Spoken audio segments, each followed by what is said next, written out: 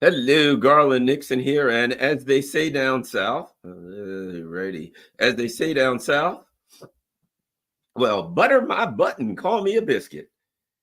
Looks like the Democrats are about to get their butts handed to them by a French fry cook. Let's talk.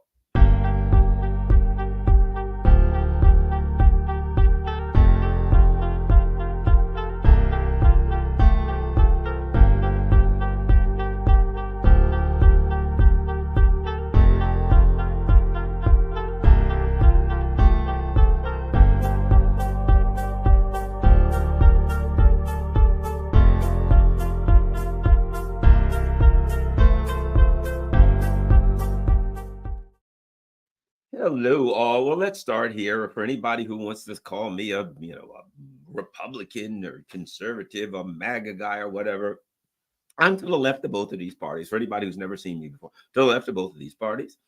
I'm in the past, I've written in the ghost of Abraham Lincoln. So now I'm probably going to vote for Jill Stein, and that has to do with what's going on in the Middle East, amongst other things. Got problems with the Green Party, but I believe that third parties should rise. So for people, if you're voting for the Libertarian Party, if you're voting for the Communist Party, if you're voting for the Green Party, if you're voting for the People's Party, if you're writing in some, whoever you want to write in, I support everybody writing in or voting for whoever they want to. I think we need a more expanded voting system. Okay, so that's me. But what I try to do is evaluate politics through the lens of a political analyst. So I try not to take my ideological proclivities too seriously when I'm figuring these things out. So what's happening here? Well, the Democratic Party, the Democrats, whatever you want to call them. A lot of people like to say the Democrat Party because for people that don't know why there's this argument about the Democrat versus the Democratic Party, that is that a lot of people that don't like the Democrats say they're not democratic. That democratic is implying that the party practices democracy and they don't practice democracy. So therefore it would be, they don't like to call them the Democratic Party. They just call them the Democrat Party. So that's why for anybody who's probably few people didn't know that. But for anybody who doesn't, that's the bottom line. Here's the bottom line. The polls appear to me to show that they're about to get a pasting on November 5th. Could be wrong. I don't think they are. The polls are swinging. Here, the last two, what often happens with polls, in my experience in U.S. elections, are that the candidates will be, one or the other will have a lead, and then the last 2 weeks they'll tighten up and they'll be neck and neck, and then a decision is made on election day. And certainly there are a lot of people that argue about the validity of our elections, but that's a whole lot of videos, not just one. Anyway, but we've seen a different dynamic now where the Democrats were I'll put it like this. I never really trusted the polls because I used to know people who were pollsters. And I'll say this, back when I was at Fox News, I had people who were at that time conservative pollsters who said, look, Garland, I had a guy tell me, look, the truth about polls is this. If somebody comes in and pays us to do a poll, we just do the poll and we keep doing it until they get the numbers they want, or at least somewhere numbers they can live with, right? So you can't trust the polls, right? But there's so many polls out there and so many indicators that are, lights that are flashing. I think you can make a educated guess as to the direction of this thing. I used to be, for those of you who don't know, I did a lot of things, but at one point I was a hovercraft pilot and a hovercraft engineer, fixed hovercrafts. And I'll never forget the first time I went out on riding on a hovercraft at night. And it was made by a company called Hake out of New Jersey, right? And the owner was named Frank Hake, a guy that owned tugboats and all this stuff. And he wanted to get in the hovercraft business. He built this hovercraft, and that's what I was training on. And we're buzzing along at night, and I'm looking, and yellow lights are flash. You're always, if you anybody who knows anything about running boats or running any kind of craft like that, you always continually glance at your gauges. Always look at your gauges, see if you're having any problems, right? Run along, always glance at your gauges, right? If you're a pilot, whatever, look at your gauges. It's a rule, right? And I'm looking down at the gauges. The other guy's running it. And I keep seeing yellow lights flash, red lights flash, all of these lights flash. And I said, hey, Randy, guy named Randy at the time, Randy Wood. I said, Randy, what about all these warning lights flashing? For God's sake, we're out here at night and there's warning lights flashing everywhere. He says, that's easy, Garland. All I do is he takes this out of his pocket, a piece of black electrical tape. He says, I just put tape over that way they don't kill your night vision. I'm like, that's kind of strange. Is this thing going to blow up and kill us all? At any rate, another kitchen. Anyway, so I think that's my point here. The lights are flashing not yellow, they're flashing red right now for the Democrats. Flashing red. Example, the numbers for minorities who are traditionally diehard Democrats, right? The most reliable voting blocks for the Democrats, they're all over the place. The numbers for them are, they're voting third party, they're voting for the fry cook, for the fry guy, for the fry cook, right? Whatever the case may be, they're abandoning the Democrats. They're not only that, they're angry at the Democrats. And the most common complaint that we hear, I'm sure you hear, that everybody hears, is about inflation. It's about everyday numbers. And you know me, if you've been paying attention to me for any amount of time, my argument is always the same. When it comes down to it, people vote on everyday issues. What's the price of things? I got bills to pay, blah, blah, blah, right? So now inflation's up. There's political instability. There's military instability. There's international diplomatic instability, and people are uneasy. People don't feel like they're better off. They're nervous about war and nuclear war. They're especially upset about the fact that on a day-to-day basis, they can't afford to live, right? So the question is, the Democrats are in deep and serious trouble. How did this happen? Oh, one other thing I got to bring up, there's cultural issues. There's jealousy. Okay, let's talk about the jealousy and the cultural issues before we go back and do a little bit of a historical dive of how we got here. I think the cultural issues are this. Dave Chappelle, a brilliant comedian, in my opinion, kind of gave us an insight a while back into this kind of stuff and how it could happen, right? And he talked about the, LGBTQ plus community. And what he said, he's a comedian. He's going to insult everybody, of course. If you don't like him, you probably don't want to go back and listen to Richard Pryor or George Carlin, do other guys who are really philosophers, brilliant and very, very funny. But what Chappelle basically said was this. I mean, what he implied, you might say, in some ways came right out and said was that as a Black person, he felt some level of jealousy, but not to when it came to the LGBTQ plus community, not towards them, but towards the liberal intelligentsia, right? And his position was, man, for God's sake, we've been here for 400 years. And, you guys show more reverence and protection for this group than for us. I mean, we come to you and what are you going to do for us? And, you're kneeling with a kente cloth or something. You're wearing a Black Lives Matter mask, or you're doing something like that. These performative things, but God forbid if somebody says boo about an LGBTQ plus person, you go bananas, you go ape shit. They got to be thrown off of everything. They got to be, and it was not a jealousy towards that community, but an anger saying it was, I think he was saying he feels that the liberals are racists. Right. I think that's kind of what he was saying that, a lot of Black people look at that and they feel like the liberals, they've been telling us everybody's racist and everybody's racist and they are somehow the protectors of minorities. And the liberals more and more these days are coming across as racist. They're coming across like they just use Black people for votes, but they really don't give a crap about their everyday lives. They're like, you're a block that votes for us, but screw you. We're not going to do anything for you. And God forbid somebody should say something about our precious LGBTQ plus community. We'll cut their heads off and hang them and throw them off the internet. And there was and I don't care how you feel about that or how anybody feels about that. That feeling was real in the Black community. It was a resentment towards the liberals. So that I think started building a resentment for the against the liberals. Another one, let's be honest, let's come clean here, because we want to talk about the cultural issues. The whole anti-Semitism thing. Again, the Black community was like, yeah, in our communities, this is a community that had slavery here. This is a community that had apartheid here. This is a community that still deals with a lot of poverty as a result of this historical stuff. And if you say anything about Zionism, you're an anti-Semitism, a Semite. Even if you're a Jewish person can't even oppose Zionism or say boo about Israel.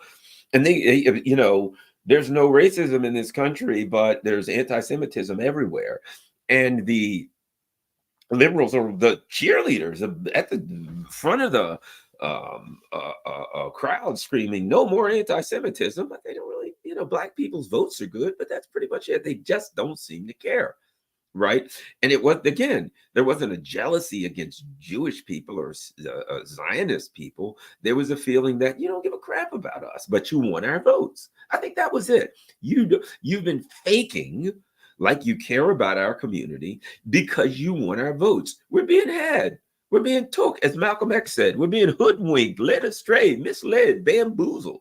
That feeling started to grow. And part of it was, you guys are going ape shit.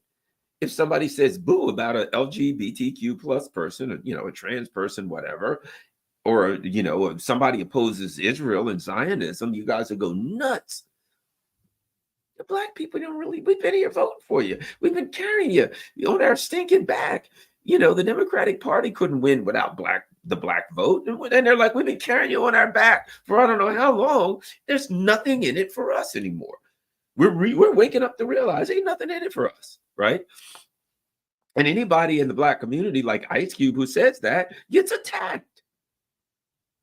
And traditionally, Black people have been anti-war. The Democratic Party has been trying to drag them into the pro-war neocon group. And so, bit by bit, from a cultural perspective, and let me add this, got to say this, there's a lot of, especially the older Black community, not as much the younger Black community, but the older Black community, a lot of those, are in church a lot. They're, church going people, and they're not, what's the word I want to look for? Culturally evolved in the way that the, say, Hollywood or New York liberals are when it comes to the LGBTQ plus thing, right? In some ways, I don't necessarily, Garland always says the same thing. I believe every human being on earth should have the same expectation of rights. Everybody, not more, not less for anybody. Everybody should have the exact same expectation of rights. Okay. I don't think it's right if the Hollywood makes movies and every superhero and every lead role is a white person. I don't think it's right now the way they do it, where every superhero or every lead role is a strong woman of color. You know what I mean? Is that fair? Let's be honest. Is that fair to a white person who wants who's going to wants to be Superman or whatever the hell it was, or who studies and who wants to be in an actor? And now Hollywood's just like, sorry, no white folks, males especially. We're only going with a diverse group of strong women. I don't think that's fair. I think Hollywood should just do what people have been asking all along. Whoever's the best actor or actress, give them a shot. That's it. And so they're not really attracting culturally Black people by just doing a strong woman of color in every superhero movie and every movie. And every movie that comes out, Mad Max comes out, Furiosa, it's a strong woman leading, right? Every single movie. And that cultural stuff. And then the liberals use words like this, cultural appropriation. Look, if I go to a Latino person, I've gone to a lot of what are those kind of I've gone to like the various Latino groups, right? That play various types of Latino music, you know what I mean? Bachata, merengue, you name it, right? And when you see them from South America, sometimes they look white as a Spaniard, sometimes they look black as this shirt. I remember one of my favorite was a guy named Joe Arroyo from Colombia, black dude. He's like the hero of Colombia, right? Hey man, he's making music. Whoever's best makes the best music. That's what you listen to, right? But the liberals went to this whole, if a white person started rapping, it's cultural appropriation. Why is a white person appropriating and stealing the music of the black people? Now only a particular group can make that kind of music. Well, like there's black people that started off rock and roll. You ever heard of Chuck Berry and some of these people? It's what the word I want to look for, a compliment to a community. If people in another community say, hey, that's good music, I think I'll start playing the blues, right? Black folks with the blues. White guys started playing the blues. Wonderful. That's a compliment. But the liberals, everything has to be, it's cultural appropriation. How dare you steal music from that particular group? Absurd. Everything when it comes to culture is confrontational. That's the thing about the whole woke thing. Everything's confrontational. Everything is used as a weapon to smite your enemies instead of a compliment to say, that's great. This group made music and some people from another culture, another race, another gender made the same music. What a wonderful thing. What a great compliment that is. No. And I think there are a lot of people that are culturally uncomfortable with that confrontational approach to race and gender. Everything's a confrontational approach. You use these things to attack your enemy instead of having a philosophical conversation about it. What do you think about this group or that group? Are they mistreated? Are they not mistreated? Historically, let's look at it. Let's have an intellectual. No. Oh, no. How dare you? Why, you said use the word woman. Oh, you used the wrong pronoun. So that didn't help. That doesn't help. That's not something that's attractive to black people and Latinos and various minorities. They're just like, in fact, it pushes a lot of them away because let's face it, there are a lot of cultures, more traditional cultures, that embrace the idea of male masculinity and female femininity, right? There are a lot of cultures that say, the strength of a woman, the power of a woman is her femininity. And the attraction of a woman to a guy is she's very feminine. And a beautiful feminine woman can say to a guy, hey, I want you to go over there and walk and slam your head in that tree. And he'll just, with a stupid look on his face, go, sure, wham, right into a tree. We know, guys know that. A beautiful, a feminine woman is like a nuclear weapon against a guy. He has no defense for that, right? And so that's a more traditional culture, embracing femininity and masculine, the roles of femininity and masculinity. And so the whole kind of liberal culture thing is obliterating those roles. If you want to do that, I don't have a problem with that. If you're a guy and you're more attracted to a masculine woman, or if you're a woman and you like the Tim Walsh YMCA type, that ain't my, that's you, right? But don't try to push those kinds of things on other people because they're like, you do you and I'll do me. And those aren't attractive to more traditional cultures. That's something that's hurting the liberal, what's the word? Culture. That's something that's negative in the eyes of a lot of more traditional communities that come from traditional cultures and still practice more traditional cultures, right? Additionally, so that's today. So now, to be quite frank, the whole real emphasis on the woke and trans thing, I saw this thing on MSNBC, right? And it was Trump is anti-trans and made anti-trans remarks. That's Trump, he probably did, right? But in the same way, they said the old grab him by the you-know-what and stuff about Trump, thinking that was going to work. To people from more traditional cultures, they may say, yeah, you stepped over the line a little bit Trumpy on this one, but they're not going to, that's not something that's a deal breaker for them because they hear that kind of stuff. You're a guy that ever played sports or whatever, people, you're around a bunch of people on the street, they're drinking a brew, you're at your buddy's house watching a football game, people are together, things like that. People make comments like that, that may not be as acceptable in, liberal communities, but that's real life. So it's not something that's going to make a difference. Let me see something.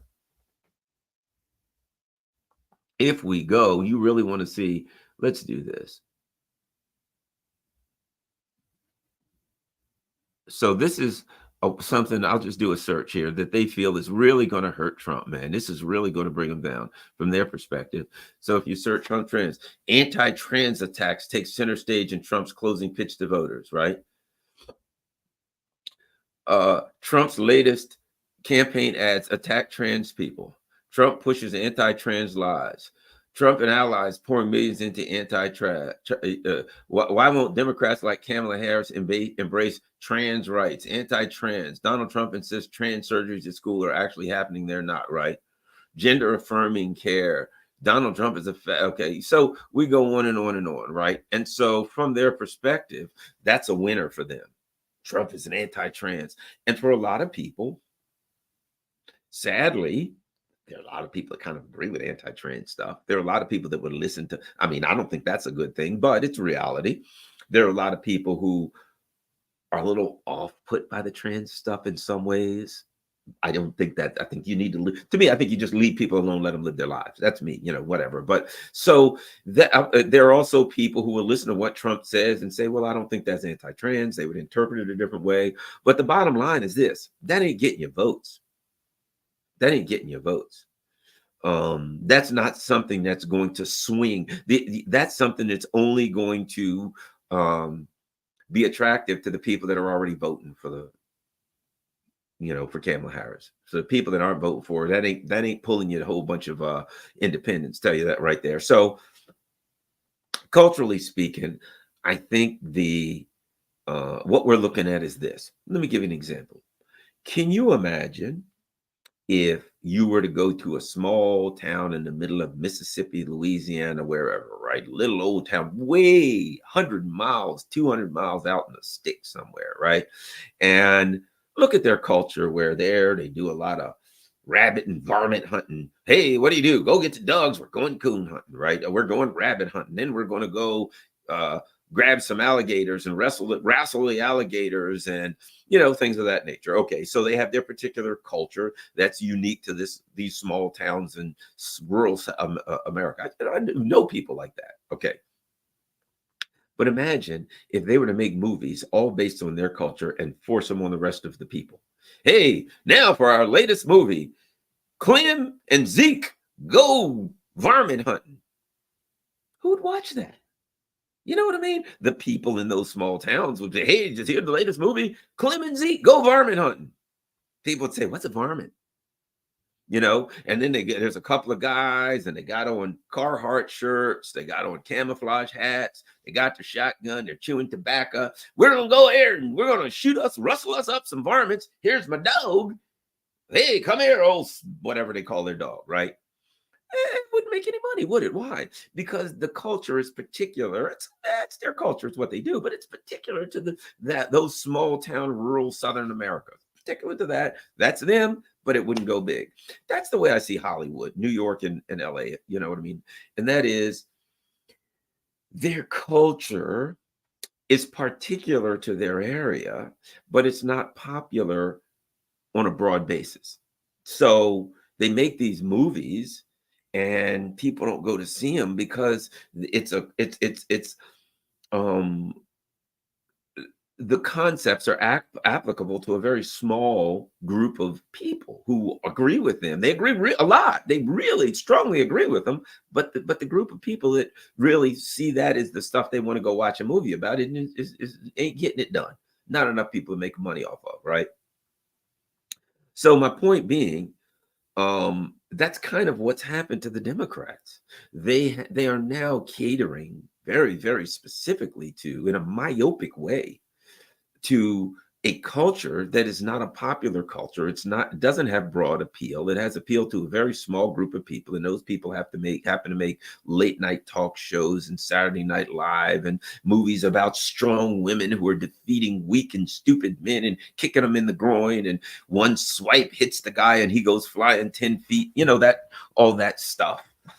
And to them, they're like, did you see that movie? We had all female cast, all female writers, female editors. We had, diverse female camera people. The Dolly Grip, whatever a Dolly Grip is, the Dolly Grip was a diverse female, blah, blah, blah. The first movie that was made was men. We replaced them all. The second movie with a diverse cast of females. I think I'll sit home and watch a college football game tonight. I'll watch another diverse group of females conquer the world. Maybe not, right? They don't get it. In the same way, I say all that to say this. In the same way that their movies are flopping, the same thing's happening to their party, the Democratic Party. The Democratic Party is aligned with a culture and ideology that is not acceptable, not attractive to a majority of Americans. Now, that's part of it. Another part of it is results. And I'm going to do a little bit of historical discussion too, but for now we're sticking in the present. Results. You've been in for 4 years. And I think there is something to be said about, is my life better off than it was 4 years ago? There's something to be said for that when it comes to voters. Right now, the Democrats want to ignore that. They want to pretend like that's not real. They want to pretend like every time someone says, hey, man, what about what you've done? Because when people ask Kamala Harris and they say, look, you've been in with Joe Biden for 3.5, 4 years now. What they're saying is, are people better off? What they're saying is, let's have a discussion about outcomes. Let's have a discussion about outcomes, right? Somebody tells you some girl marries a guy who's not working. He says, don't worry, I got a plan. I'm going to get a job. And 4 years later, she's like, dude, we've been married 4 years and you haven't gotten a job. You're not making any money. I'm sick of carrying you on my back, you lazy bastard. Yeah, but I'm telling you, the guy over there, the woman over there, her husband's worse. He's a terrible guy. He's a jerk. And she's like, yeah, but you're asking me to stay married to you and you're making my life a living hell, right? So the Democrats, it's just like this. When people bring that up, you've been there for 3.5, I'm going to do this. I'm going to change this. I'm going to fix this. Donald Trump has bad plans. I got good plans. All he wants to do is cook French fries, for God's sake. I'm going to give you free ketchup. And people intuitively run through the current issues they're facing in life, and they compare them with what was going on before you came in office. And they're like, when I think back, and then I look to now, and I do a comparison, I got to ask myself, if you got such great plans to fix the problems, it brings up two things. Why are there these bad problems if you've been in for 4 years? You're going to fix the problems after 4 years, but you're going to tell me you did a good job. If you did such a good job, why do we have these terrible problems that need fixing? Number one. Number two, why the hell didn't you do them at the beginning of the 4 years? I'm gonna, the boat's almost ready to sink. You know what I'm going to do? I'm going to start pumping water out of the bilge. Why didn't you patch the hole? And first of all, I'm going to pump water out of the bilge, and then I'm going to patch the hole. And you're like, why didn't you patch the hole when we left the dock and you wouldn't have to pump water before we left the dock and you wouldn't have to pump water out of the bilge? How am I to believe that you're going to fix the problem when you came in and ignored the problem and it got worse under you? And for the last 4 years, the only thing I could get from you is, we need to send another fill in the blank $1 billion to Ukraine. We got to stand behind Zelensky. We got to push back against Putin. We've got to do this, this, this. 4 years later, I'm like, hey, my life's a living hell. And your answer is, I got plans to fix it. And, look at these economic indicators. Actually, the economy's great. It's strong. It's better than it's ever been. And you're like, but my life's a living hell. I can't afford anything. Yeah, but let's not be foolish here. I mean, look at these indicators. You're like, I can't afford anything. This is a lot of Americans. I can't afford the things that I used to be able to afford. And their answer is, let me bring you these tables and give you a PowerPoint presentation to show you how strong the economy is. And they're like, I'm not saying the economy is weak or strong. I'm saying I personally am living worse than I was 4 years ago. And so it's getting to a point in minority communities and other white people, all these traditional Democrats, it's getting to a point where they've got to do a cost benefit analysis, right? They've got to weigh things, right? They've got to write down. It's like someone who's dating a person and they say, I don't know if I should leave them. And they write down, let me write down every reason I should stay with them and every reason I should leave them. And they'll look at them and they'll weigh them out and say, well, I should leave her because she's this, and this, but I should stay with her because of this, and this. And at some point they look at it and they say, yeah, I'm leaving, or yeah, I'm staying. And what they've got now is this really cultish belief that Donald Trump is the epitome of all evil. And a belief that, and an argument that all human beings should be so frightened of Donald Trump that anything that they put forth is better than Trump. And they put anything forth, namely Kamala Harris. So in reality, they don't present an argument, they present an attack on Donald Trump, which in and of itself, and I think people recognize that, is an admission that they have nothing to offer. Okay, I'm selling cars. I'm selling Mazdas. Really? Well, why should I buy that Mazda? Because Fords are terrible. Okay, but what are you offering that Mazda? I'm just wondering, the radio, what kind is it? Bose? Is it, what is it? What's your radio? Is it Delco? I don't know. Tell me a little bit about your sound system. Oh my God, let me tell you something. Ford sound system sucks. It's horrible. God, you ever listen to a Ford sound system? It's the worst. Boo, to have a Ford. And you're like, okay, well, tell me a little about yours. Can I hear it? You don't need to hear it. Let's go listen to this Ford sound system. Cranked it up. Blah, you hear all the static. It sucks. So what a horrible sound system. And people are like, but at some point, I'd like to hear some music on the sound system in the car you're trying to sell me. There are people who buy cars. I'm one of them. And the sound system's important. I like music, all kinds of music. And the sound system is important.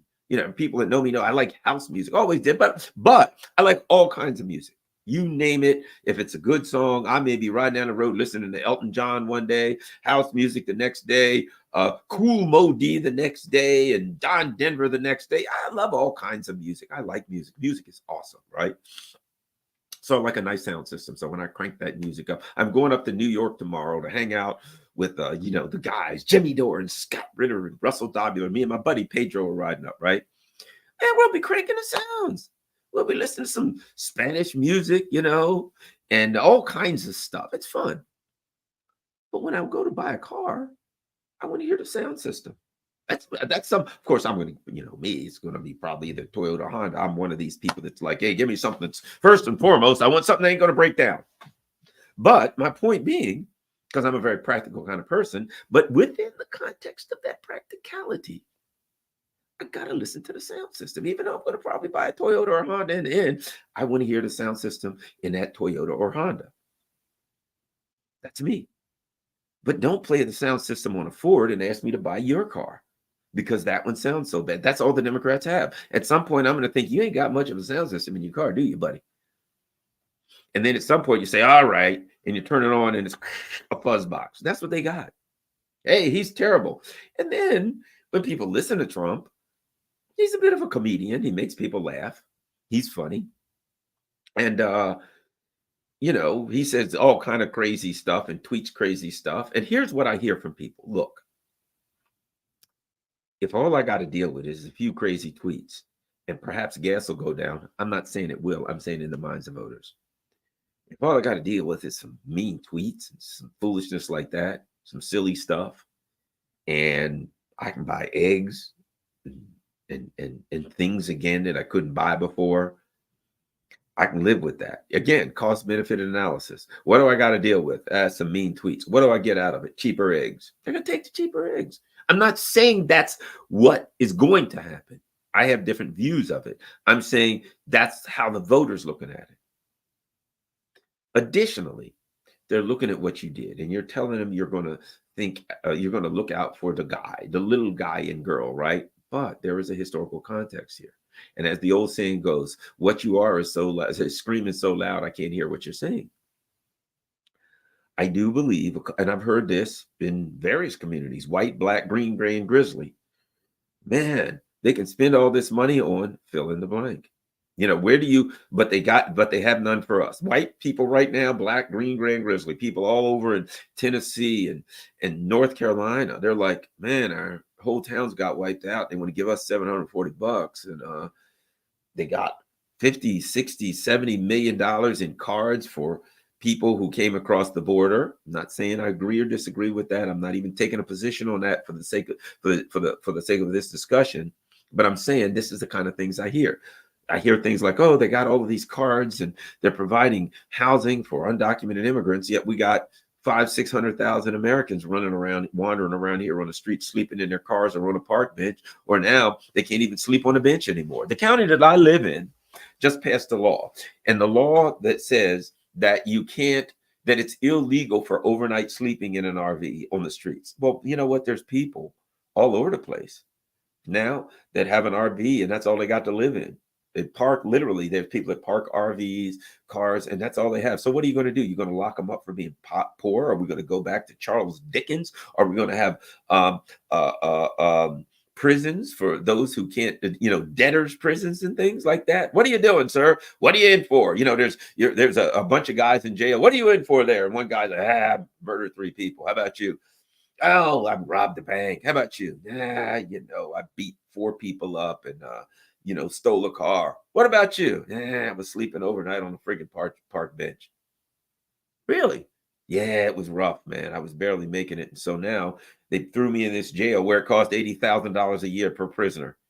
How about that? You're going to lock them up, stick them in jail where it costs $80,000 per year per prisoner. Oh boy, that sounds great. It would be cheaper to rent the guy an apartment. Think about this. It would be cheaper. $80,000 a year. That's a salary that people can survive off. It would be cheaper to take that homeless guy you're going to lock up and go rent an apartment for him at $2,000 a month. That's only $24,000. Then you could give him food. Literally, it would be cheaper for the government to just pay for all of that person's needs than it would be to put him in prison. What are you going to do? Fine them? They're homeless. They don't have any money to pay. So you got people looking at this saying, this is kind of weird. You're screwing over the homeless people. But if you want gender affirming surgery in prison, they're right there. God only knows how much that costs, hundreds of thousands of dollars. If you want, you wander across the border, you need a place to stay, they're going to rent out a whole hotel, they're going to stick you in it and give you a card to buy your food. I'm not saying I'm for or against that. This is not an anti or pro-immigrant, anti or pro-gender affirming care. I'm saying these are the kinds of things that voters are looking at, and they're saying it doesn't seem to me, in the context of my life getting more expensive, that I can interpret what the government's doing as something that shows that they're looking at my best interest. Their actions don't demonstrate their words. Their words say they're doing all kind of crazy stuff. They're locking up the homeless, but they won't do anything for the homeless. They're providing hotels that they're renting for undocumented immigrants and giving them cards with money. Some poor slob, his town gets washed away in North Carolina or Tennessee. They give him $740, which he has to apply for online, but he doesn't have any phone or electricity or any way to go online because his town's washed away.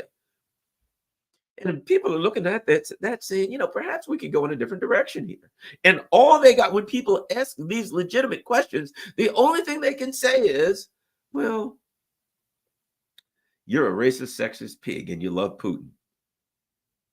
Trump is a fascist and he praises Hitler. I mean, the idea that's going to work. It just shows how lost they are. How the ruling elite, there are different factions of the ruling elite, right? Do not be misled. There are factions of the ruling elite supporting Trump and Vance. I mean, let's face it, do not be misled. Elon Musk is a member of the ruling elite. He's the richest man in the world. You're an idiot if you think he's not. Peter Thiel's up in there. That guy's very suspect, supporting Vance. So this is not some, they're one Vance and Trump or populist stuff. That's a whole nother discussion.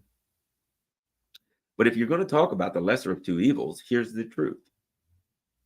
There are people now, and I don't just mean people running around with a red MAGA hat on. I mean, people running around saying, oh, no, I'm not going to vote for Trump. No, not me, not the fry cook, who, when they step in that booth, they're pulling the Trump lever, metaphorically. They're pulling the Trump lever. And part of it is, over the majority of it is that the Democrats have made such horrific errors. And maybe errors is the wrong word, because there's something different here. It's what they have become, right? I got to go back and look. I would advise people on my channel way back in 2016. I did a video about the realignment of. I got to look at that. It's on my. If you get a chance, go check it out. I did it a long time ago. Maybe I'll post it. About the realignment of the parties, right? And it seems like, in hindsight, I got to go back and watch it because I think I was on the money. That's the first thing that ever indicated to me that maybe I could do a YouTube video or something that people might want to watch. I did it on Facebook, and I talked about Hillary and the realignment of the parties, right? How she wanted to take the party, the Democratic Party, and get the neocon elements of the Republican Party, and boom, we're going to switch that out, right? And in hindsight, I got to watch it again. I think maybe I was onto something way back then, 8 years ago, right about this time, 8 years ago, right around this time. Because back then, I predicted that Trump was going to win. I was one of the few people in 2016 that predicted a Trump victory. But at any rate, for a number of reasons back then, Hillary, I looked at Hillary, I'm like, she's not electable. And now I'm looking at Kamala, I'm like, she's not electable unless there's fishiness going, unless there's tomfoolery going on. I don't see how Kamala is electable at this point. But at any rate, so let's get back to how this happened with the Democrats. So what happened is this. Ultimately, what we have now is a party that is not aligned with the working class, with the masses, that doesn't even know how to talk to them, that doesn't even know what they want to hear. In 2020, they knew, let me put it a different way. In 2020, they knew what the Democrats wanted to hear. They knew what the working class people, they said, we're going to do free community college. Well, a lot of people who are, working class or whatever thought, great, I could go. Because if you know anything about a community college, I used to teach there. They have normal classes that can go take you on, that you can move forward and get a 4-year degree. They also have all kinds of things like air conditioning or refrigeration and auto mechanics and things like that people can get that may not desire to get a 4-year degree in philosophy or whatever the hell, right? In English literature, one of those great things that's going to make you a fortune. But if that's what you like, you should do it. No, I'm just, all jokes aside, people should major in whatever they really please. But my point being, they made promises to people. Obamacare has some problems. We're going to fix it with a public option. To a lot of people, it's like, public option. That means I'll be able to, if I lose my job or if I have trouble, I can just get in Medicare. And a lot of people said, great, opening Medicare for people who want to get in. That's a good idea. Let's do that. I'm all for that. Open Medicare. We got Medicare for old people. And if a young person doesn't have insurance, rather than let them die, if they want to get in Medicare and pay for Medicare or whatever, or maybe put them on Medicare until they get another job, whatever. It was this. There are a lot of people that want some form of national health service or options for people who don't have health care and are out of money. How can we do something like that? We got all this money for war. How can we do something like that? There are a lot of people who felt like that, right? And it even appealed to a lot of people who said, well, I don't want the government to say, I got to go. Everybody's got to go in this system, but I'd like the option if I have a hard time to have so the public option was something that crossed over to a lot of people. The Democrats said, sure, we'll do that. A bunch of things. Marijuana. A lot of people felt like, why are you putting people in jail for marijuana? You know what I mean? I mean, it's a very relatively minor offense. But hey, why is it on the high list with heroin and all that. They're getting legalized in some states. Back off the weed. And Democratic Party, yes, we're going to do that. They did none of it.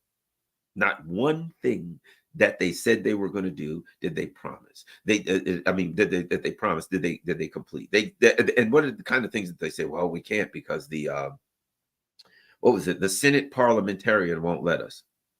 Well, guess what, dudes? There's still a Senate parliamentarian, and there will be a Senate parliamentarian for the next 4 years. So I guess you're not going to be able to get Kamala can't possibly do that because the president of the United States is subordinate to the Senate parliamentarian. The party that chooses, installs, and pays the Senate parliamentarian is subordinate to the whims of the Senate parliamentarian. Who believes that? So when it came down to it, it came down to this. People just don't believe them. They're listening. They're like, you gave me a bunch of excuses. Sorry. You had 4 years. You did none of them. You gave me nothing but excuses and war and money for everything overseas but us. Sorry. Too bad. Too late. See ya. And now they're in deep and serious trouble, and the polls are starting to show that. And they don't even know how to talk to the voters. They think anti-trans, that's going to get the voters. Trump is Hitler, that's going to get the voters. Within their little group, if you get in a little cult and everybody believes something, let's say the cult believes that God gave us cinnamon. And cinnamon is what's going to give us the afterlife. And cinnamon is the going to give us health. Don't get me wrong, cinnamon is actually good for you. But my point is, you've got a cult, and everything is cinnamon in that cult. Cinnamon color with the little brown cinnamon color. They walk around with cinnamon perfume, aftershave, you name it. Everything's cinnamon all the time. And they're running for office, and they're not getting any votes. And they have a meeting at the old cinnamon cult, and the chief cinnamon leader gets up and he says, does anybody have any ideas? Our message of free cinnamon for everyone doesn't seem to be really doing well. What do you think we should do? And somebody in the back raises their hand. What? More free cinnamon for everyone. And not only that, I think we should go offer, we're going to make cinnamon the national spice of the United States. We're going to change the flag, get rid of red, white, blue crap, and we're going to go with a freaking cinnamon tree with a big C on it for cinnamon. What do you think? And everybody looks around and everybody's quiet for a second, right? And the leader's like, cinnamon flag, free cinnamon, big C. Will that bring in all the voters who haven't bitten on any of the other pro-cinnamon policies that we've had? I don't know. Let's take a vote. All in favor of going with a cinnamon flag with a big C on it, more free cinnamon for everybody, and a big C on the flag. Raise your hand. Everybody in the cult would stick their hand up. Ooh, we got it down, girl. High five. Cinnamon it is. We're going to win now. And they do their announcement, the big rollout the next day. Hey, we're putting it out. And we're doing a multi-million-dollar buy. We're going to call it the cinnamon upgrade. And they put it out everywhere. It's cinnamon all the way down. Next day, check out the polls. How's our new cinnamon ad looking? Haven't moved the meter. I can't understand why. We're offering a cinnamon flag with a big C and free cinnamon, and we've upgraded our cinnamon argument. It's all about damn cinnamon. That's got to work. Why would not the cinnamon cult understand that doubling down on cinnamon policies that weren't working would not attract more voters? That's the Democratic Party. That is the Democratic Party right there. A cult that is doubling down on policies that people are not attracted to. It's not that people hate trans people or LGBTQ plus people.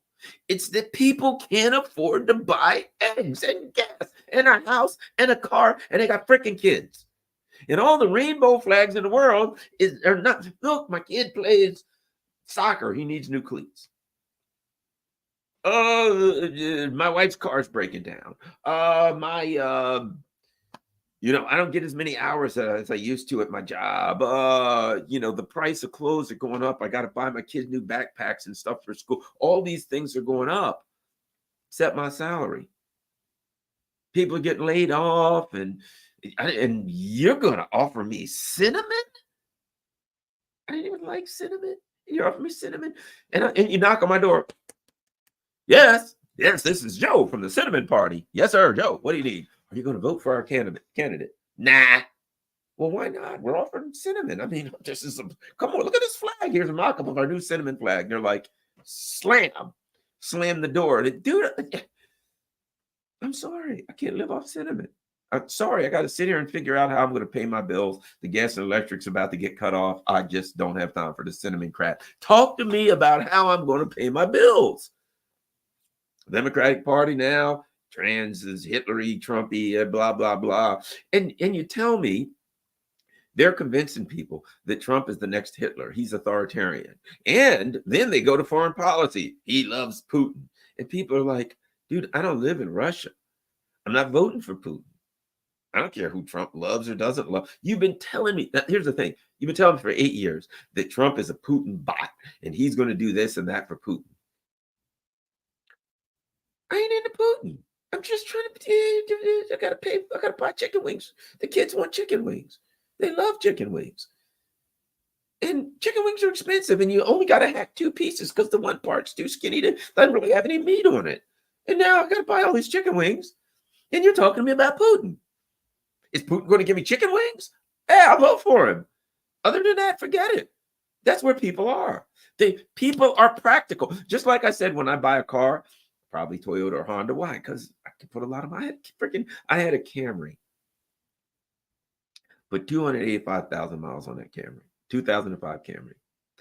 I drove that Camry. That was the first. I believe that might have been the first Toyota, the second Toyota I had. The first one was when I got it had 200,000 miles. Somebody passed away and gave me a Toyota. Oh, I don't want it here. Take it. It was a 2000 Avalon, and I really liked the car. And I'm like, oh, this is a pretty nice car. It was given to me. I'm gonna drive a free car, right? And after that, I thought, well, that wasn't bad. So I needed a car. I bought a Camry, put 285,000 miles on that car.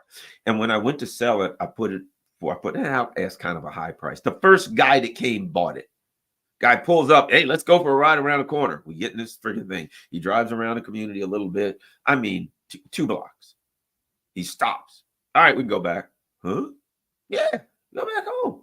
I go back home. Boom, here's the cash. I thought, geez, I must have asked too little. I didn't realize how much people pay for Toyotas. He was an African dude, right? An immigrant dude, right? Hey, there you go. Turns out the guy worked right around from the corner from where my office was in Washington, D.C., right? That was several years ago. He's still driving the damn car. It's got like 380,000 miles on it. He's driving it now. Practicality here. I'm like, I should have kept the damn car. you know what I mean? But here's the bottom line. That's practicality. When it comes down to it, the dude's smart. He's saving a few dollars. Why should he? He bought a car cash that had 285,000 miles on it, and he's still driving it. People are very practical. Do you think that guy is voting based on the LGBTQ plus community and trans rights and Putin? No. There's a practical guy. He's voting on the price of gas that goes in his damn Camry. That's what the Democrats, the Hollywood, New York, Manhattan elites don't get because they don't have those economic issues. So they don't have to be practical. And they no longer are. So what are they doing now? Kamala Harris is running around with, hey, guess what? Liz Cheney and Dick Cheney and blah, blah, blah. Why? Because in the minds of the ruling elite, that's anti-Trump. See, Trump is so bad that even the Republicans are abandoning him. I got bad news about Dick Cheney and Liz Cheney. The Republicans are abandoning them too. You have people that are in political purgatory, that are in no man's land. Nobody likes the Republican neocon elites anymore. Not in the Democratic Party, not in the Republican Party. The only people that like them is you, Democratic elites. You're the only ones left that like them. The warmongers. You're the only ones left that like them. And you're so blind that you think people are going to start voting for you because you put a big C and a cinnamon flag on a tree. because you love cinnamon and it cannot get through your thick, stupid, cult-like skulls that everybody else ain't voting on cinnamon like you are. Everybody ain't voting on trans rights. Everybody's not voting on uh, uh, um, you know, the crap that you're doing on anti-Putin stuff. We've got to stand up against democracies. And, people understand when they hear this, I'm going to have the most lethal military in the world. That turns off a lot of people because there's a lot of Democrats that are like, well, I think that means you're going to spend a lot of that. You know what they hear? Here's what they hear. We don't have any money to help the people who were hit by a hurricane, but we got $8 more billion for Lockheed Martin and Raytheon for war in Israel, and we got another 8.8 billion, whatever it is, for the people, for the war going on in Ukraine. That's what people hear. We're going to have the most lethal military in the world. Well, that's to kill people. We're trying to stay alive. We're trying to live here, and that means, how do you spell commitment? M-O-N-E-Y. That means your commitment is to continue the foreign policy of the ideologue fascist warmongers. People have figured out that the warmongers and the neocons are fascists. And people have also figured out that you're one of them, that you're down with them. Okay? And more people are looking at history. There are a lot of, and I hear this a lot. I hear people say, I hear so many people, oh God, the number of people that I hear say this all over the ideological spectrum, everywhere. I voted for Obama. I was a big supporter of Obama. I thought Obama was, man, he was the cat's pajamas. He was it, man. He was the greatest thing since pockets, right? We loved Obama. We thought he was going to be it. But when you listen to the conversation continue, it ends up that they were disappointed at the end. That the things they thought they were going to get out of Obama, which was change, they got hope, but no change. That's all they had was hope. They didn't get action. People didn't, the hope that they had with Obama was not a static hope, that they could keep hope forever and keep hope alive and all these things about hope. Man, you're hoping for hope is hopeless, right? What they were doing from their perspective was, we have hope that you, President Obama, will finally not do what the rest of the elites have been doing, and you'll have some concerns about the little guy. That was the hope. So the hope, the Obama people acted like hope was something they were giving you, and you're just going to carry that hope on from there. And that was it. That the end result was hope. That what you were looking for was hope. That wasn't it. Hope was, now I finally have some confidence that I'll have somebody in there who will act, and I hope that things get better. That's what it was. I hope that things improve. When things didn't improve, not only did they lose hope, they lost confidence in your party that you would keep their word, and that when they got some hope, that it would be acted upon. So they lost all hope, and Donald Trump won. And then off you went with the Putin crap. It turned into a neocon foreign policy fantasy that ended up having us on the verge of nuclear war and human annihilation. And you got so bad that they're so bad now. RFK Jr. and Tulsi Gabbard, people that used to be Democrats, are like, I'm out of here. These people are going to kill us all.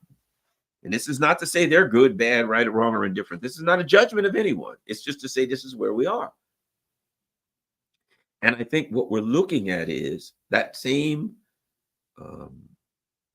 video that I did in 2016 about the realignment of the parties, the realignment, ideological realignment of the parties, right? Hillary and Hillary et al. Bringing officially welcoming the neocons into the party. Because if you think back to Bill Clinton, after the fall of the Soviet Union, what did they did? They did, the whole Yugoslavia thing and the Serbia thing and all of that, Kosovo and all that kind of crap stuff. They did the bombing of Iraq and all the sanctions against Iraq and all the terrible things they did under Bill Clinton. Then comes the so-called war on terror, which is just a war on the Muslim people, and that basically a war of oil theft and energy theft, and a war to control the Middle East and all of the energy. Very, very fascist, expansionist, warmongering ideology, all of that.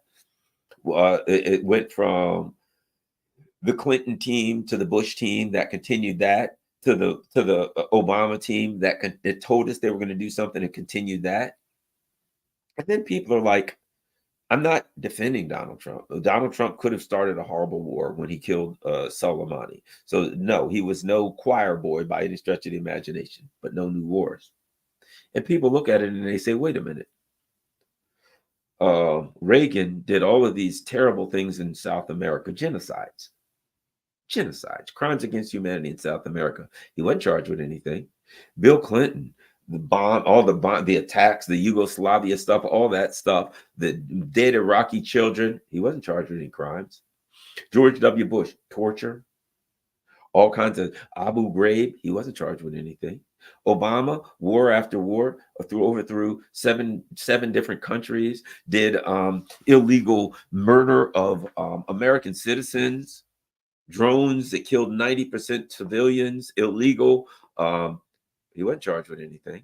All of these guys started war after war, violated international law after international law, and none of them were charged with a crime.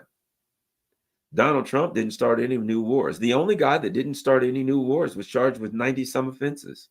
And you think people can't kind of look at that and say, gee, those things, the one guy that didn't start wars, not a defense of Donald Trump, not an attack on Donald Trump. These are facts. Like them, don't like them, I don't care. The rest of them started a bunch of wars. Donald Trump was president for 4 years. He didn't start no new wars. He did some stupid things. Yes, we could go on all the stupid things he did. He brought in a bunch of neocons into his stupid. He killed Soleimani, boneheaded. He sent weapons to Ukraine, foolish. But no new wars actually started during that period, right? The only guy in the last several presidents that had no new wars start, and he gets 90 some charges. And people look at that and they're like, yeah, that's kind of weird. I don't know how to take that. But don't tell me that he's some kind of a maniacal madman. And he says, perhaps we should get peace with North Korea. He's a madman. Look at this. He cozies up to dictators. What does that mean? He says, perhaps we should have a good relationship with Putin in Russia. Oh my God. He's cozying up to dictators. And other people are like, look, man, if we can use money here to rebuild North Carolina and maybe lower the price of friggin' eggs and chicken wings, yeah, make a deal with any damn body you want. I don't think North Korea is the size of Pennsylvania. It ain't that great of a threat. And the Russians are literally saying, hey, man, can we get a peace deal? The neocons, no, you can't. Trump's like, let's get it done. You wonder why people are voting for the fry cook. Now, me, I'm voting Green Party. That's the reality. I'm voting, but I ain't voting for the neocons. Now, the neocons, they'll be like, well, that's a vote for Trump. I don't care what they say. They can't get my vote. Don't matter to me. Whoever wins, wins. As long as it ain't you. That's a lot of people. Trump's going to win. As long as it ain't you. You've heard me say it a million times. Malcolm X is saying, when you go to the field slave and say, field slave, you want to run away. And the field slave's life's a living hell. And he says, any place is better than here, right? So you got a lot of Americans. I'm not endorsing it. I'm not opposing it. I'm saying this is the natural politics. When life gets unbearable and someone says, hey, how about another alternative? People say, any place is better than here. And where we are now is the old fry cook get mad at the American people all you want to. Say they're crazy, you name it. What the polls seem to be saying to me is that the American people are looking at their options and they're saying any place is better than here. And add something to this, and I think this is important, the last thing I'll talk about. We look around, those of us who are in international politics, geopolitics, right? And we look at Schultz and we're like, what a friggin' dolt. Schultz is, that dude is the German version of Tim Walz, right? He is the least manliest human being that's probably, well, okay, you got Trudeau, right? Those two guys. So we look around and we look at Trudeau. Rishi Sunak, that guy ain't got a friggin' gram of testosterone in his body, right? So Macron, right? He married his grandmother, apparently, whatever the case. His business, I don't care. Here's my point. You look at Macron, you look at these kind of leaders that they have, and you're like, A, they don't seem to give a crap about the people in their country, and B, they don't seem to represent the people in their country. And lastly, they seem like idiots and clowns, and they're weak as applesauce. And so those of us, we look around and we say, yes, let's look at your allies, right? You've heard judge a man by the company he keeps, judge a person by their friends, right? You look at their allies, you're like, Trudeau, man, that dude's real questionable in numerous ways. You look at the rest of these people and you're like, I don't even know what to make of them. Liz Truss, Sir Keir Starmer. Here's a guy now, we find out that some rich person is giving him and his wife clothes, that they're loaning them clothes and watching. What the hell? Just pure stupid corruption. And then we get to Kamala Harris. I might as well end the video right here. What am I going to say about Kamala Harris? She's allegedly Black. But you ask a lot of Black folks, hey, do you think she's Black? They're like, whoa, so how about those Commanders, huh? Looks like they got a pretty good offense. That new young quarterback. A lot of Black folks. But no, I ask, is she Black?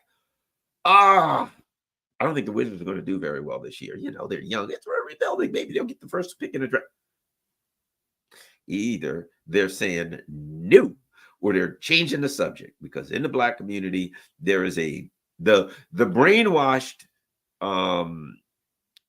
Democrats are like, whatever that you wanted to call her. Yeah, we're down. But outside of that, a lot of people are asking legitimate questions about Kamala Harris, and they're listening to her, and they're like, I'll be honest, I used to say she was the Black Sarah Palin, but she's worse. Sarah Palin was not good at answering questions. She really wasn't, but she tried. She wasn't really good. I mean, I met Sarah Palin in New York at Fox News. And she seemed friendly enough. I don't know. She seemed nice. Very beautiful woman when I met her, and it just seemed friendly, whatever. Ideologically, I'm not aligned with her. I didn't think she was a particularly sharp politician, but she seemed all right. But when people ask her questions, she didn't have a particularly intellectual answer, but she tried. She gave it the old college try. What do you think about this, Sarah? Well, and off she would go, right? But she actually made an effort to answer the question. She just wasn't real good at it. I listened to the alleged, supposed Black woman. She makes an effort not to answer the questions. See, people are like, oh, well, she won't answer questions. She makes an effort not to answer the questions, which means people don't trust her. So tell me, what did you know about Biden, and when did you know it? Well, Donald Trump is Trump is Trump. He's a terrible fascist Hitler. No, but Biden, let's get back to Biden. What did he seems like he's got a little something going, what's up with that? Well, you'll have to ask him. She literally said, you'll have to ask him. He can't answer the question because he's not all here. We got to ask him. No, the problem is we can't ask him. You know what that reminds me of? It reminds me of somebody gets a head injury. Wham! They're hitting the head with a cinder block, and people walk up to him and they say, hey, buddy, you okay? The part that would know whether they're okay just got damaged by a cinder block. They can't answer that question. I know I was in a car accident. Wham! Guy slams into me. I had a concussion, and they're asking me questions. So tell me what happened. What? Where are we? Did you get the number of that truck? Actually, it was a 2010 Highlander. Did you get the number of that Highlander? I just got smacked by a truck. I can't answer that because the part of me that could give you an answer just got hit by a 3,500-pound car. Can't answer you. Sorry, can't help you. You're asking the wrong question. Any question's a wrong question. So when they ask her, what about Joe Biden's issues? And she's like, you'll have to ask him. No, that's why we're asking you. Because we can't ask him. because he can't answer that. His wife's got him by the arm, guiding him through the garden every day. She's running. His wife is running find that in the Constitution. His wife is running the staff meetings because he is not apparently intellectually capable of such a difficult task. So people are like, A, who's running the country? B, when did you know this guy had lost his fastball? You'll have to ask him. Wrong. And before she said that, she even had this look on her face. They said, oh, yeah, basically, when did you know he'd lost his fastball? She was like, oh, crap. Never occurred to me that if they'd ask me that question, well, you have to ask him. I worked with Joe Biden. And they will ask her questions like, tell me, when did you first see recognize that Joe Biden had issues? I worked with Joe Biden for hours and hours, and he was capable, and he was, and I'm thinking, that ain't what they ask you. It's never what they ask you. You never answer the question. Hours and hours. I've watched hours now of interviews with her, of debates with her, and I have yet to see a time where someone says to her, what is your name? Kamala Harris. Where were you born? Whatever, Oakland, California. What time is it? 3:45 p.m. That's the way I think. A lot of us think like that. Not, what is your name? Well, I was born in a small middle-class town. You know, we really liked our lawns there, and there were dogs running around. Hey, this dog used to poop on my lawn. God, don't you hate when dogs poop on your lawn? I mean, technically, you could argue that it is fertilizer over the long run, but somebody could step on it and really grosses me.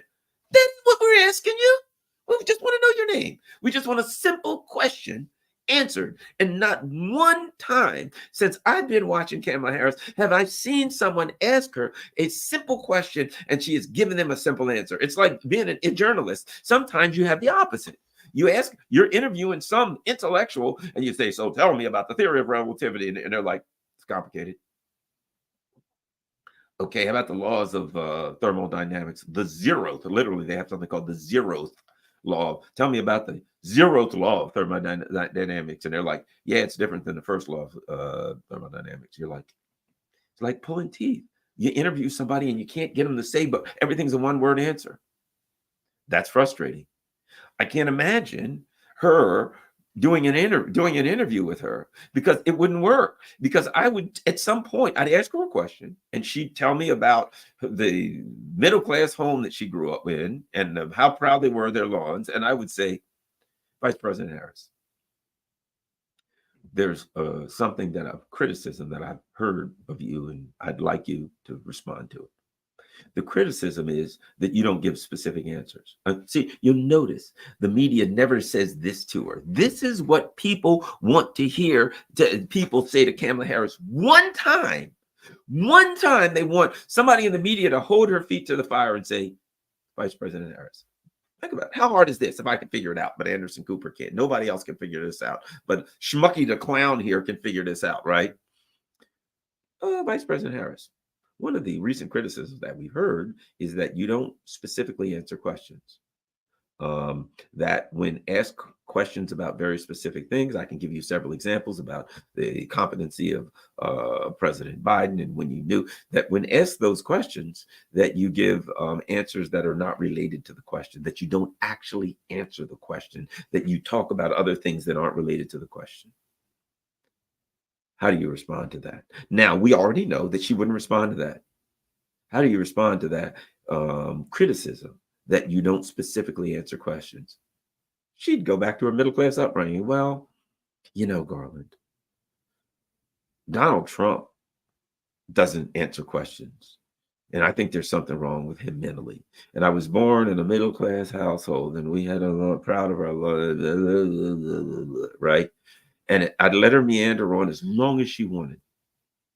And then I would say, Vice President Harris, the complaint is that you never specifically answer a question. I just asked you a question and you didn't answer it. I just asked you a question, very specific question, and you didn't answer that question. Why is it that I just asked you a question and you spoke for 3-4 minutes, but nowhere in that soliloquy was an answer to my question? right? Someone in the media should do that, but we don't have a media, so they're not going to do that. She was supposed to go on Joe Rogan. She ain't going on Joe Rogan. She can't go on Joe Rogan because Joe Rogan will ask her that. You can't just go on Joe Rogan because very specifically, Joe Rogan will do exactly what the hell I just said I would do because he's a regular kind of guy. And all of us regular people, we're not as smart. We didn't go to Columbia or Berkeley. We didn't go to Harvard or Yale. We didn't graduate from Andover. We didn't go to any of the finest schools. We're just schmucks that went to the local high school and community college or the local college at best, right? And some of us might have not have graduated from high school, but we're not, alumni from some vine-covered university in Massachusetts, okay? So we would ask the simple question, why the hell won't you ever answer a question? And what's happened is even people that had confidence in her, that thought she was so smart, they're now kind of putting their head down going, oh boy, what have we done? So now the Democrats, for issues of culture, issues of economics, issues of foreign policy, and issues of commitment, right? Remember, how do you spell commitment? M-O-N-E-Y. They've demonstrated their commitment is to the warmongering neocon ideology, and that's where they put all their money in neocon warmongering. Because of all of those things, I think the polls are starting to imply, the anecdotal evidence is starting to imply that they're going to take a pasting, that they're going to get a beating. I don't know how bad it's going to be, but it could be real bad because let's face it, if the traditional minority groups that supported Democrats abandoned them, they got nothing. You know, Malcolm X said it back in the 1960s. He said, look, white people are kind of split. You know, some vote for the Republicans, some vote for the Democrats. And then the minorities, back then it was black people. We didn't have a lot of other minorities, but he said back then the black folks come in and we pick the Democrats and then we put them in office. This is what Malcolm X said. He says, then we put them in office. He said, and then, and he said this, he said, the conservatives and the liberals, there's a power battle and we're pawns, nothing but pawns in that battle. That's what Malcolm X said back in the early 1960. He said there's a a power battle between the conservatives and the liberals. He said, and the liberals are the worst of them. He says, because they're cunning. And they have perfected the art of pretending that you're on their side. They're on your side. The liberals pretend that they're there to help you, that they're standing up for you, right? When really they're just there to screw you and use you. And he said, what happens is conservatives and the Republicans, the conservatives and the liberals vote, and they kind of get caught in the middle. They're evened out, and the black people come in and we vote all Democrat, and then the Democrats get all of the offices, right? He said, and then they go to Washington and they got money for everything, war, you name it, all their priorities. And at the very, very, very end, if they got a crumb left, they give it to you. He said, so you put them first and they put you last. Here's the reality. It ain't just black folks now. You know, that was the 60s when there was a lot of, good jobs and industry and wealth and all that stuff. It ain't just black folks now. That's the working people. That's the masses, period. Right. The one, after all the voting shakes out, a bunch of unions and minority groups and all these other people come in, they weigh in and they shift things towards the Democrats, and then the Democrats win. And then when it comes down to it, the Democrats are in office and they don't give a damn about the working class, and they got nothing for you. You're homeless, they can't help you once you're homeless. Forget you. They can arrest you for being on the street when you and being an eyesight sore. You're an eyesore. The way they see it, the homeless are nothing but an eyesore that you need to get that eyesore out of the way. That's them. We need to make sure they can't sleep on park benches or sleep under overpasses where at least they wouldn't get rained on. Can't have that. Now, in the county that I live in, they can't sleep overnight in an RV. No, absolutely not. You'll go to jail for that, and you'll get a ticket and fined as if you're not poor enough. Now they're going to come find you or throw you in jail for being homeless, not being able to afford a roof over your head. Most homeless people are working. Most homeless people work, but can't afford to put a roof over their head. Did you know that? I think 60% of the homeless work. And a lot of the other ones are mentally ill. You'll see them walking around talking to themselves, wandering with 3 coats on, and it's 100 degrees outside. Mentally ill people. Maybe our society should address people who are not capable of handling themselves instead of spending all our money on nuclear war.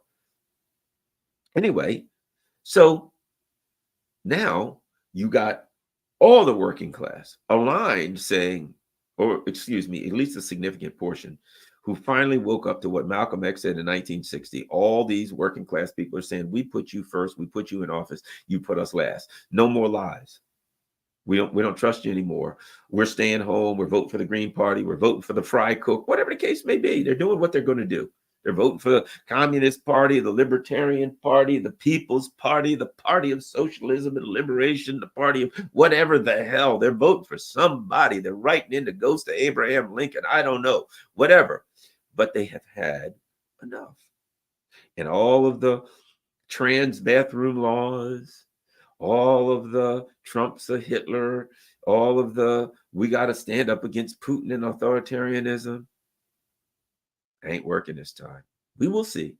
I'm looking forward to the 5th of November. I'm going to be doing a lot of streaming that day. I'm going to be on talking about whatever the hell I got to talk about. But bottom line, it looks to me like things are really turning bad, because 2 Senate seats that it looked like the Republicans would get, 2 Senate seats that it looked like they would get, they're definitely going to get, but now there's 2 more that they shouldn't get. One in Ohio, one in Pennsylvania, that they've tied. And since the tide is moving in their direction, I'm going to bet they're going to, anything tied, the Republicans are going to win, turnout, stuff like that, and the loss of minority vote. So that's where we are. How did it happen? I've heard this many times. I've heard this from a lot of people. I never left the Democratic Party. The Democratic Party left me. I remember when Dick Cheney was the enemy, when people were like, oh my God, Dick Cheney, that's what you expect me to vote Republican with the party of Dick Cheney, right? And they were right. And the Democrats weren't worth a shit back then, but forget it. That's not what I'm getting at. And now the Democratic Party is now the party of Dick Cheney. Well, if I wouldn't support the party of Dick Cheney back then, I ain't going to support it now. And the bottom line is, and that's what it shows, I didn't leave the party of Dick Cheney. I was never in the party of Dick Cheney. I never supported the policies of Dick Cheney. You left me and you moved over to Dick Cheney. Don't get mad at me because I'm where I was before. Don't get mad at voters, working class voters, minority voters, Muslim voters, who are where they were, but they were all where they were before. And they didn't even know how crooked you were back then. But at any rate, thanks a lot, everybody. All right, let's look here and see, do we have any super chats? If we do, doesn't look like many, but there's a few. I shall answer them. Let's go. All right. Always get good questions from super chats. How about Ivan B? Thank you very much. Ivan. Oh, how about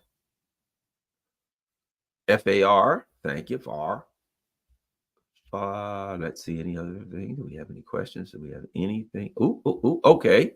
DD Leaders, London says, Garland, can you please recommend another book? You know, yes. Let me see. Oh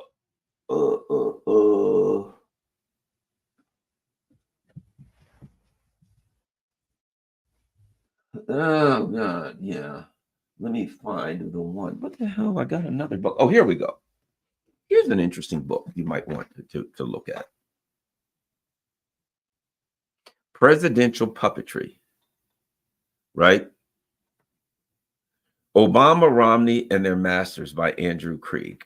This book argues that Obama and Romney, amongst others, were chosen by the CIA. I used to know Andrew Krieg. I haven't seen him in years. Table of contents, part 1, how our imperial presidency imperils us, right? Barack Obama, the president's family tree, right? They get back to roots, the Obama Dunham family, the path to power. Um, so they get into a lot of also they do Romney, henchmen, enablers, and fellow puppets, the challengers, Paul Ryan, Mitt Romney, from the White House to your house. They get into basically who are the puppet masters, more masters of our disaster, how to change history. What they did talk about in presidential puppetry, and I just got it back, but I talked to Andrew Krieg in the past. I don't know, I hope he's still alive. I haven't seen him in years. But what he talks about is he makes an argument that a lot of our presidents and leaders were selected by intelligence, CIA, ruling elite, Wall Street, puppet masters, as he says, right? That these people were selected, that they didn't by happenstance organically become president, that they were selected, and that it was all a game. So presidential puppetry.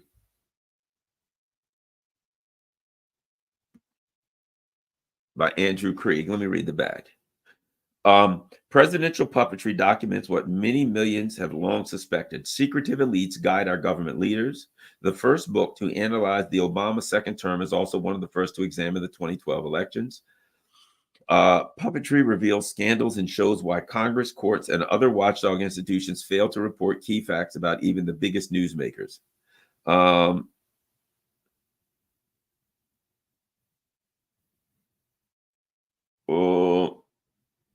In presidential puppetry, Krieg sifts through the sugar-coated lies that make today's politicians palatable. He then exposes the hard, bitter truth. He offers rare, must-read insight into the background of those vying to lead the free world. Hang on, the truth is disturbing, right? So that's the latest. I haven't started on it yet, but that looks like there's a recommendation. I don't know if it's true, false, or whatever, but there's a new read that's worthy, I think. All right, let's see who else might be there. Oh, we got some more. Summer of 1970. Thanks.